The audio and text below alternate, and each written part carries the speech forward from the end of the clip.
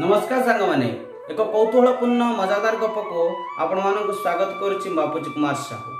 सांग माने दिनकर कथा कौन कि मांकड़ मनरे अनेक दुख जातला से मरवा को स्थिर कला। कौन करी कौन कले मृत्यु हम मोर एक चिंता कर से कौन कला जंगल में शोई रही महाराज सिंहकर कानटा को झिकीदेला। से समय महाराज निद भांगीगला। कहले किए से दुर्मति कहार एते दुस्साहस से मो कान झिकिला। से समय रे भद्र व्यक्ति भलिया मांकड़टी सिंह सामने छिड़ा ही कहूँ महाराज मुझे से दुर्बृत्त जी कि तुम कान को झिकी देइछि। सिंह कहले केड़े दुस्साहस तुमर कहीं एपरी कल।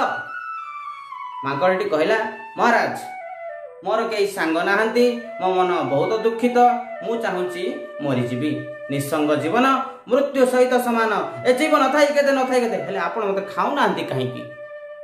से समय रे सिंहटी हसी उठिला कहला मांकड़ भाई टिके सुनियो कौन होला महाराज तुम्हें कान झिकला बेले के देखि नाहंती तो।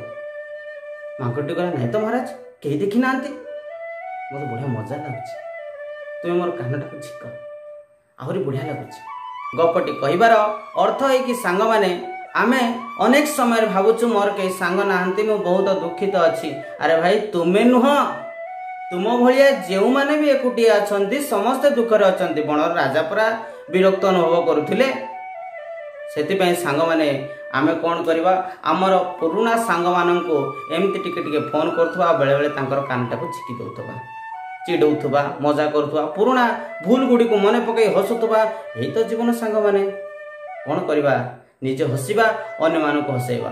जदि एक गपटी भल लगुच सांगसाथी मान शेयर करंतु पुराना सांगसाथी मान सहित मिशंतु।